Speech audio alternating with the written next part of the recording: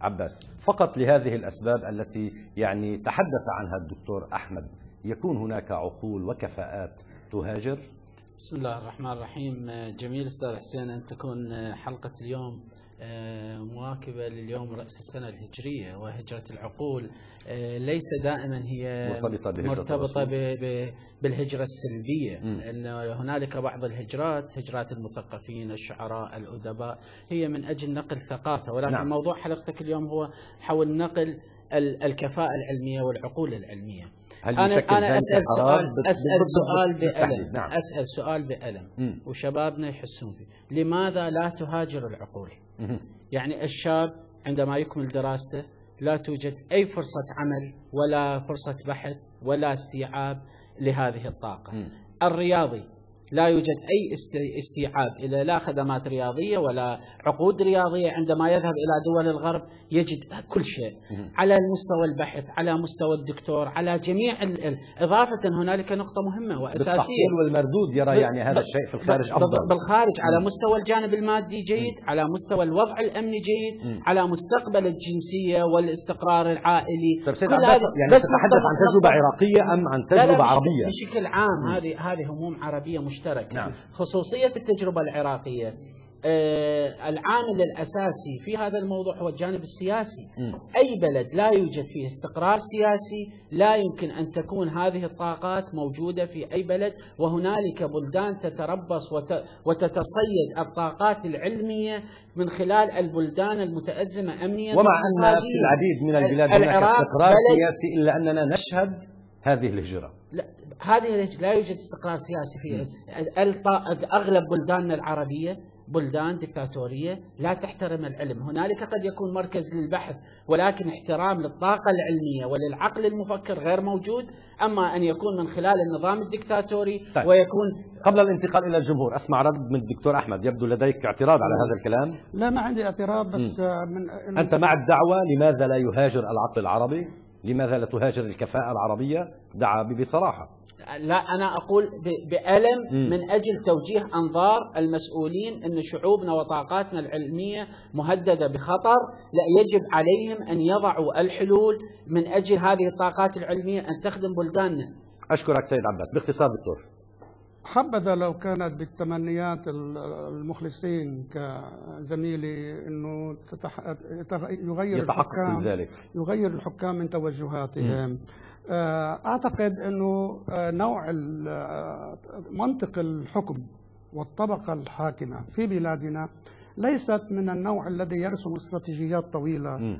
هناك تخصص في الحكم، هناك زبائنية في الحكم، هناك يعملون على المدى القريب، إنه الوزارة تعيش كم شهر وتروح بيجي وزير ثاني بده يأسس لزعامته نهجا آخر وإنجازات أخرى. نعم.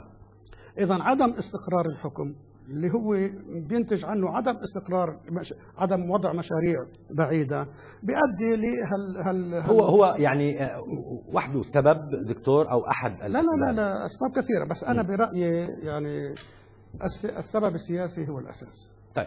وعنه تنتج كل الأسباب الأخرى، إنه التعليمية والاستثمارات الموضوعة في سبيل البحث. أتحول وإياك دكتور أحمد سيد عباس إلى الجمهور لنسمع رأي علي أمهز. تفضل علي، نعطي الميكرو لعلي أمهز. مساء الخير وتحية لضيفينا الكرام، وتنعاد على الأمة الإسلامية بالخير والبركة إن شاء الله. أهلا علي. أنا بعتبر بالنسبة لي الهجرة مش بس واحد إنه يركب بطيارة ويسافر على بلد تاني. هناك عقول بالبلد اللي نحن عم نعيش فيه مغيبة عن الساحة. ألا تعتبر هيدي هجرة وقت اللي بيكون إنسان مبتكر أو عالم بيروت العربية وبتفكر إنك تهاجر؟ أنا بدي خلص جامعتي وما لاقي شغل أو ما في يكون لي دور إنه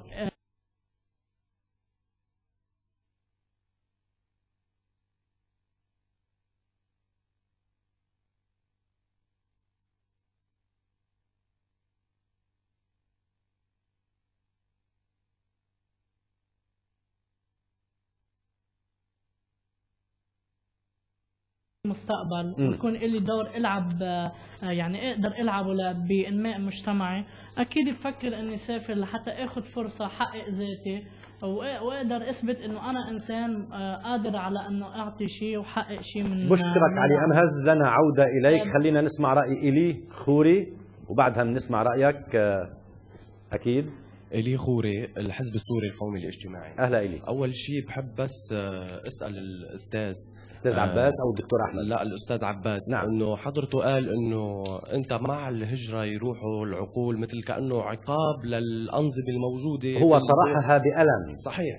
بس هل يا ترى فلوا هالأدمغة اللي راحوا حنخسرها عم بتروح لهونيك، عم بيستقبلوها، عم بيستفيدوا من خبرات هيدي الأمة وشعبنا وطاقاتنا كلها هن عم يستفيدوا منها. والأنظمة اللي عندنا للأسف بعدها من أيام الاستعمار، يعني من أيام الاستعمار واتفاقية سايكس بيكو تقسمت أمتنا وبعدهم على واقفين يعني على الأطلاق، وهي الأنظمة ما حتتحرك. طيب لزميلك يا إيلي بنعطي الميكرو، بنعرف عن حالنا كمان.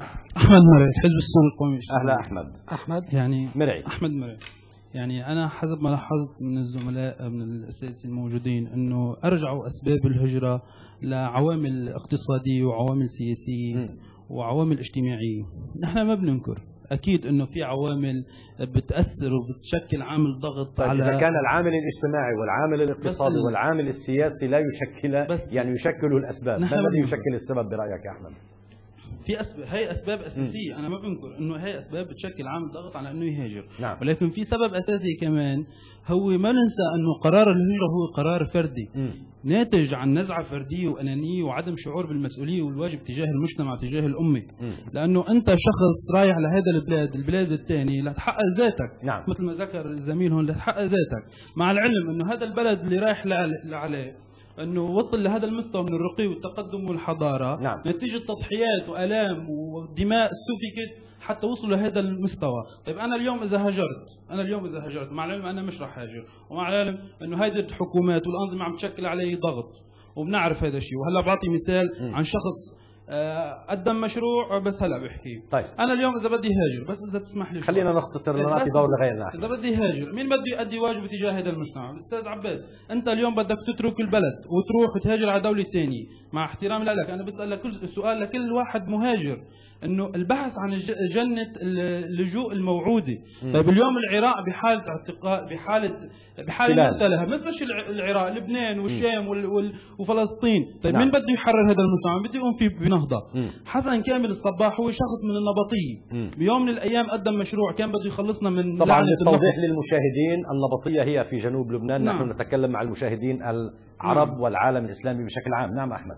حسن كامل الصباح هو شخص قدم مشروع حتى يخلص ابناء امتنا من لعنة النفط، وحتى يوم من الأيام بحال هذا النفط خلص في شيء مشروع ثاني نحن نقدر نستفيد منه. طيب المقصد يا أحمد باختصار، المقصد أنا اللي بدي وصله إنه هذا حسن كامل الصباح مع العلم إنه بعث رسائل لكل الحكام ما حدا رد عليه وما أعطى المشروع للدول الغربية، بس خليني يكفي وبالآخر مات وما أعطاه لحدا. صح. راح أعطيك دور مرة ثانية، بس بدي أقول شغلة. في كلمة بيقولها أنطون سعادي بوجهها الكلمة للمهاجرين. نعم. بالغرب. نعم. بيقول إن لم تكونوا أحرارا في أمة حرة فحرية الأمم عار عليكم. طيب توقفتني أستاذ عباس نقطة أثارها زميلنا أحمد. الأنا كم تلعب دور كنزعة فردية في الهجرة عدا عن الأسباب أو خارج الأسباب التي نتحدث عنها؟ تفضل. جزء كبير من الهجرة لتحقيق مطالب شخصية وعائلية، وهذا حق مشروع غير لا يمكن لأحد أن ينتقد، وخصوصا الإنسان ذو الطاقة العلمية له احتياجاته ومن حقه. احنا نتكلم ونقول انه على انظمتنا الموجوده ان تنتبه الى هذا الموضوع، انه السؤال اللي طرحه الاخ العزيز اقول له هنالك بعض الطاقات العلميه والعقول بين خيارين، اما تهاجر او تكون تحت التراب. وهذا ما عانيناه من عنده بالعراق، وهو ربط الأنا بالمسؤولية أو عدم المسؤولية. لا بالتأكيد عندما تكون خياراتنا خيارات حياة أو موت، الخيارات الآن خلينا نتكلم بواقعية. هنالك أمر واقع موجود، هنالك المئات الآلاف من الطاقات العلمية موجودة في أوروبا. ما هي الخطط التي طرحتها حكوماتنا الكريمة عندما تضع مليارات الدولارات للإعلام وللفضائيات التافهة ولم يوضع $1,000,000؟ سأتحدث عن النسب المالية